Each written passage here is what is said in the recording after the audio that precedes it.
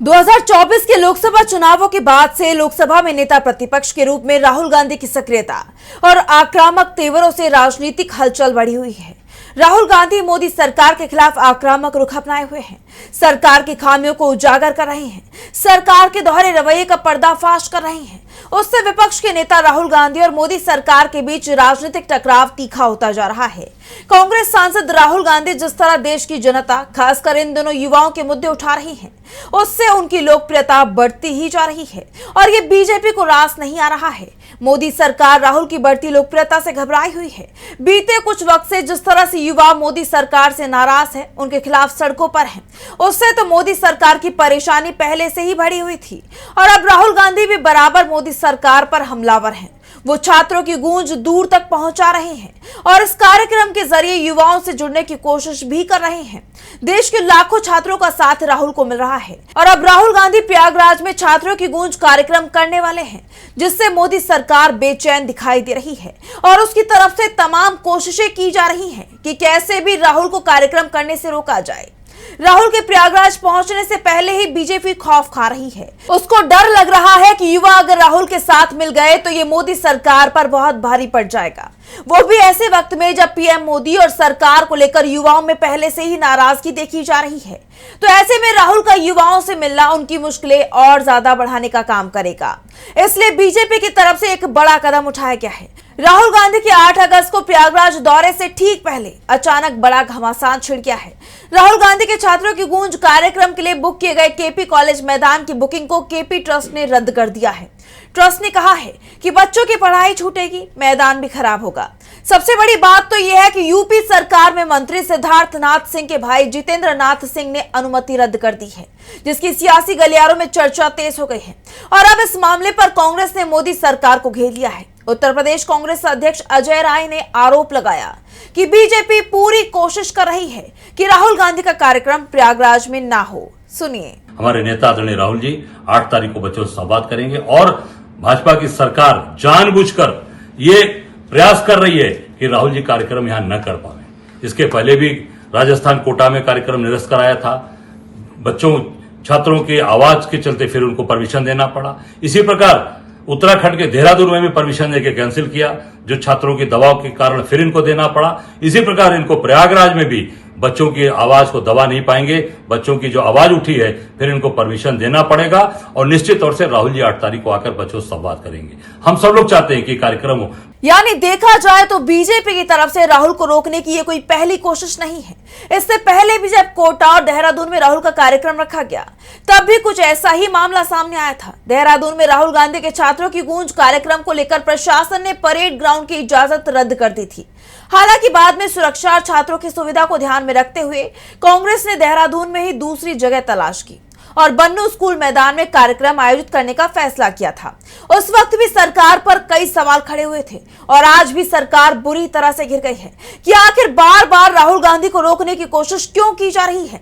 और अब इस मामले पर कांग्रेस नेता इमरान प्रतापगढ़ी का बयान सामने आया है। उन्होंने सरकार से कई सवाल पूछे हैं, कहा है कि आखिर सरकार डरती क्यों है। सुनिए उनका बयान। और क्या, बिल्कुल, आखिर क्यों डरती है सरकार? ये छात्रों की गूंज से क्यों डरती है सरकार? आप छात्रों की गूंज को रोकेंगे तो छात्रों की हुंकार सुनाई पड़ेगी। इसलिए राहुल गांधी को छात्रों से संवाद करने से रोकने का साहस मत दिखाइए, क्योंकि जिस ओर जवानी चलती है उस ओर जमाना चलता है। और आप इलाहाबाद जैसे शहर में छात्रों का कार्यक्रम होने से रोकेंगे? नहीं रोक पाएंगे। अंग्रेज वहां लाल पद्मधर को नहीं रोक पाए, भले ही शहादत दे दिया लाल पद्मधर ने। बिल्कुल हम कार्यक्रम करेंगे, आप रोकिए, देखते हैं कितना रोकेंगे। देखा जाए तो राहुल गांधी अभी प्रयागराज पहुंचे भी नहीं है, लेकिन उससे पहले ही बीजेपी सरकार की नींद उड़ चुकी है।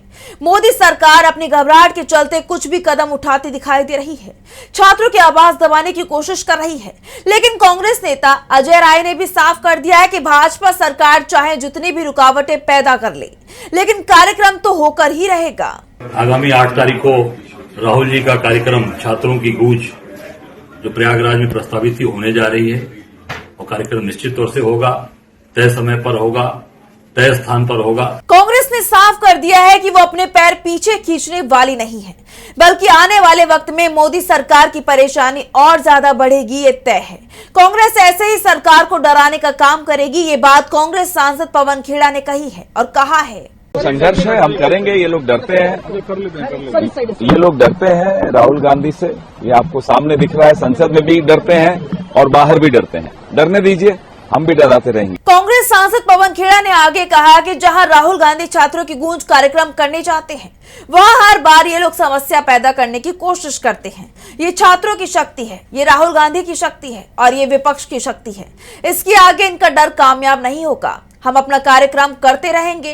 यूपी कांग्रेस नेता शशिकांत तिवारी ने तो योगी सरकार को लेकर बड़ा दावा ही कर दिया है।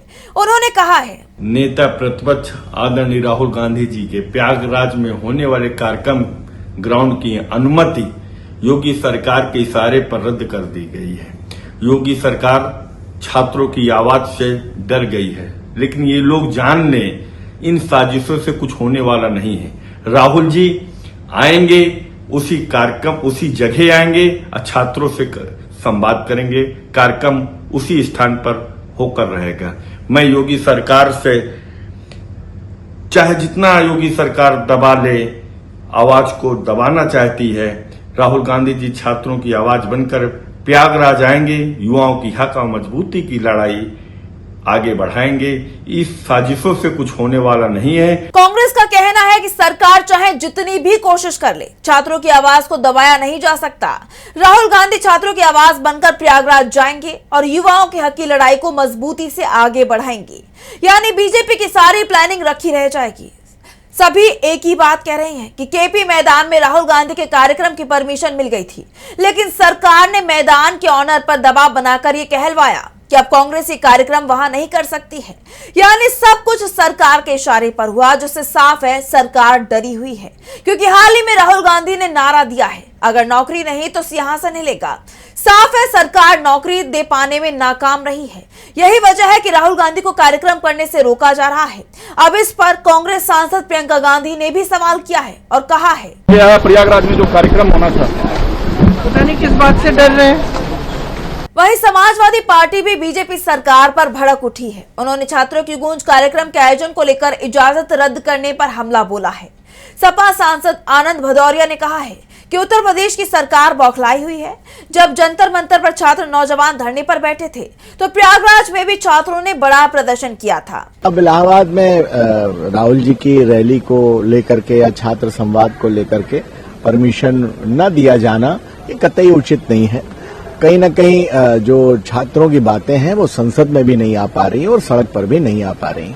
अब जिस तरह से अलग अलग राज्यों में कांग्रेस के, खासकर राहुल गांधी के कार्यक्रम को रोकने की कोशिश की जा रही है, साफ है राहुल गांधी की बढ़ती लोकप्रियता से घबराकर सरकार ऐसे हथकंडे अपना रही है। लेकिन 8 अगस्त को छात्रों के अधिकारों की गूंज प्रयागराज की धरती पर जरूर सुनाई देगी। चाहे बीजेपी मोदी सरकार जितनी बाधाएं डाल ले, युवा न्याय की लड़ाई रुकेगी नहीं। अब देखना होगा कि प्रयागराज में छात्रों की गूंज का कितना असर मोदी सरकार पर पड़ता है।